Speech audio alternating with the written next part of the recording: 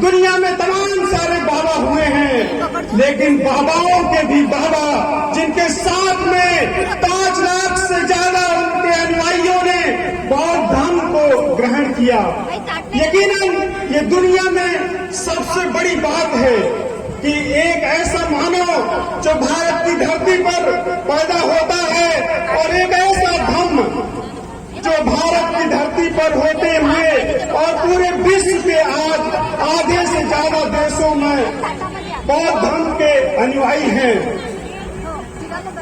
आज 131वीं जयंती पर मैं आप सभी को हार्दिक बधाई और शुभेच्छा देता हूं।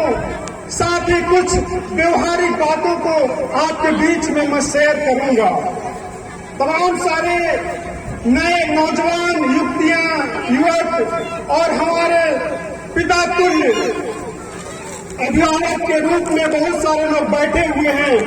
हम सभी का एक सपना कि हम लोग पढ़ने लिखने के लिए विश्वविद्यालय में आते हैं और जैसा कि आप सभी लोग जानते हैं विश्वविद्यालय जो है वो विचारों की जननी होते हैं और विचार जो है वो समाज में जाता है, जो परिवर्तन लाता है। जिस तरीके से बाबा साहब इस बात को कहते हैं कि शरीर को चलाने के लिए हमें भोजन की आवश्यकता होती है, उसी तरीके से इस दिमाग को चलाने के लिए हमें विचारों की आवश्यकता पड़ती है। तो मुझे लगता है कि आज एक ऐसा व्यक्ति जिसमें एक ऐसे जिन लोगों ने एक बड़े तबके के लोगों को तमाम सारे प्राकृतिक संसाधनों से लेकर के और तमाम सारे हक और अधिकार के उनको वंचित रखा, एक ऐसा समाज, उच्च गुरु समाज जो इस बात का भी दम भरता है कि हमारे पास ही तमाम सारा ज्ञान है, हमारे पास ज्ञान का भंडार है। लेकिन वही जब संविधान बनाने की बात आती है या ऐसे ऐतिहासिक कामों को करने की बात आती है तो वो सिर्फ और सिर्फ बहुजन समाज के तमाम सारे महापुरुषों या उन्हीं से जन्म लिए तमाम सारे युवक युवतियां ही नजर आते हैं। मैं इस बात को कहना चाहता हूं कि आज बाबा साहब के बताए हुए रास्ते पर हम सभी लोग चल रहे हैं और यकीनन आज सड़क से लेकर के संसद तक जिस वर्ग को ये उम्मीद नहीं थी कि हम विधानसभा या संसद में पहुंच सकते हैं, clerk, IAS, PCS, teacher, professor या राष्ट्रपति बन सकते हैं, उन्हीं बाबा साहब के द्वारा लिखा हुआ अभी यहाँ पर एक आपके ही बीच में सम्मानित कार्यकर्ता को संविधान की प्रति देकर के उनको सम्मानित किया गया, ऐसा संविधान लिखा। और मुझे लगता है कि आज के समय में सबसे अहम बात जो है उस पर हमें फोकस करने की जरूरत है। वो क्या है? वो है कल्चर। क्योंकि हम सभी लोग जब भी बात करते हैं कि आखिर हमारा धर्म इतना लॉजिकल है, संविधान के आर्टिकल 51H जो है कि हमारे देश की जो शिक्षा पद्धति है वो लॉजिकल और साइंटिफिक होनी चाहिए, तो हम इस बात को कहना चाहते हैं जितने भी पढ़े लिखे लोग हैं और जहां तक भी हमारी आवाज जा रही है वो सभी लोग इस बात को समझें कि इतना अच्छा संविधान होते हुए भी आखिर व्यवहारिक तौर पर ऐसे कौन लोग जो है लागू नहीं होने देना चाहते हैं।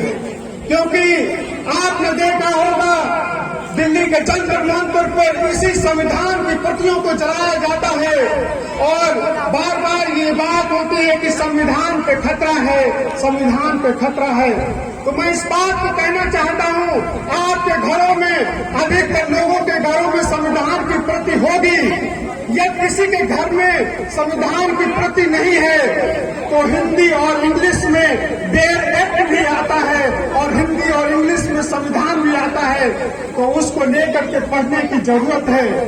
क्योंकि हमारे जैसे लाखों करोड़ों नौजवान युवक इस बात को मानते हैं कि देश की तमाम सारी जो समस्याएं हैं, चाहे वो बेरोजगारी का सवाल है, अभी आप लोग देख रहे हैं पेट्रोल के दाम, गैस के दाम आए दिन आसमान छू रहे हैं। महिलाओं पर आए दिन अत्याचार और विश्वविद्यालय से लेकर के कॉलेज में भर्तियां जो है किसी भी विभाग में भर्तियां नहीं हो रही हैं। इधर के अगर 2 साल में अगर देखें कोरोना काल में इस तरीके की पब्लिक गैदरिंग को भी बंद कर दिया गया था। मुझे लगता है कि ये तीसरे साल में हम लोग बाबा साहब की ये जयंती सार्वजनिक तौर पर मना पा रहे हैं। हम इस बात को कहना चाहते हैं कि हमें मूल में जाना पड़ेगा।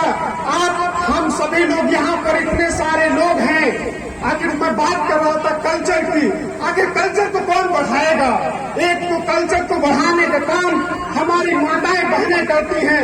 इसीलिए राष्ट्रपिता ज्योतिबा फुले ने इस बात को कहा था कि हमारे घर में ये लड़का और लड़की है तो हमें लड़की को पढ़ाना चाहिए, क्योंकि वो शादी होने के बाद में जब वो दूसरे परिवार को जाती है तो वहाँ भी वो शिक्षित करती है और वो अपने परिवार को भी शिक्षित करती है।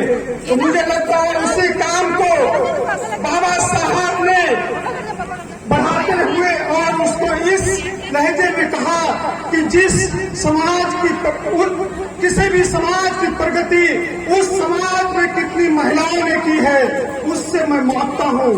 तो मुझे लगता है कि बाबा साहब ने जो हमें रास्ता बताया है, बाबा साहब और डॉक्टर B.R. अम्बेडकर, ज्योतिबा फुले और तमाम सारे महापुरुषों ने हम उसके मिशन को कैसे आगे ले चले। अगर मैं उत्तर प्रदेश से हूँ और उत्तर प्रदेश में आज सभी लोग जानते हैं कि उत्तर प्रदेश की राजधानी लखनऊ है और लखनऊ में एक पार्क बना हुआ है अम्बेडकर पार्क।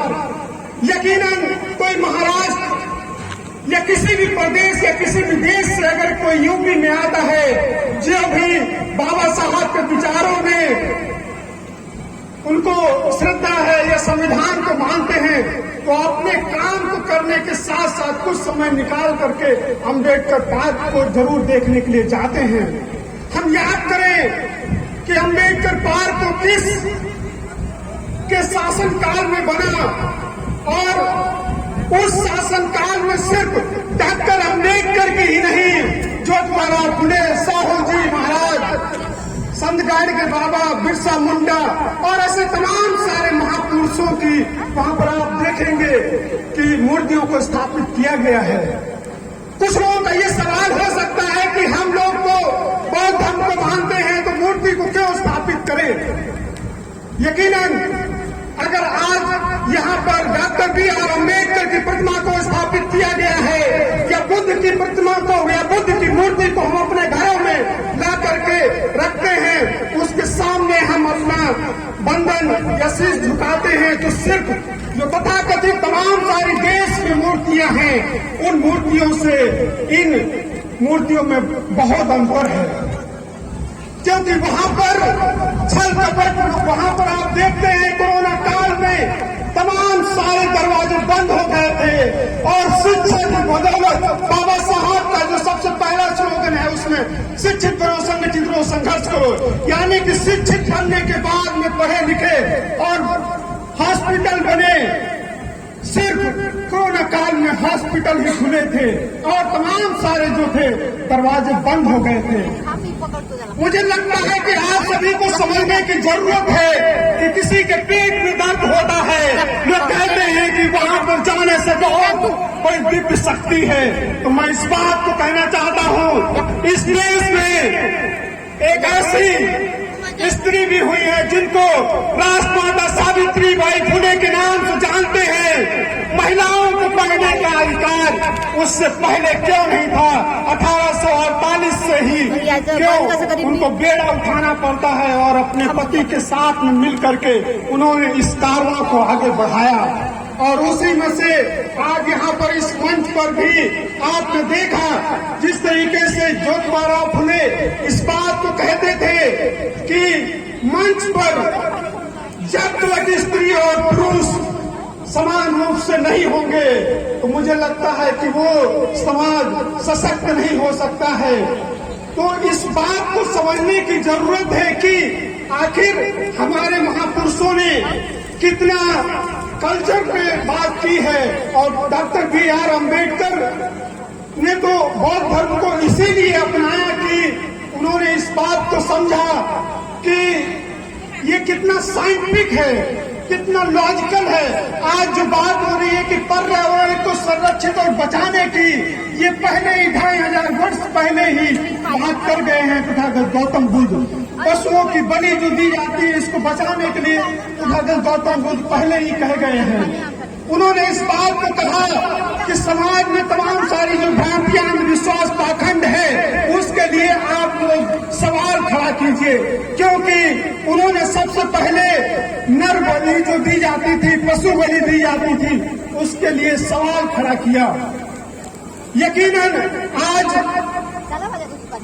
किसी भी, अगर जो लोग भी अम्बेडकरी विचारधारा को मानते हैं, या जो लोग भी किसी भी समाज का हो, जो लोगों की भी संविधान में थोड़ी सी भी श्रद्धा है, अगर उनके सामने किसी को डिबेट में बैठा दिया जाए तो मुझे लगता है यकीनन वो अम्बेडकरी विचारधारा का ही जो जीतता है।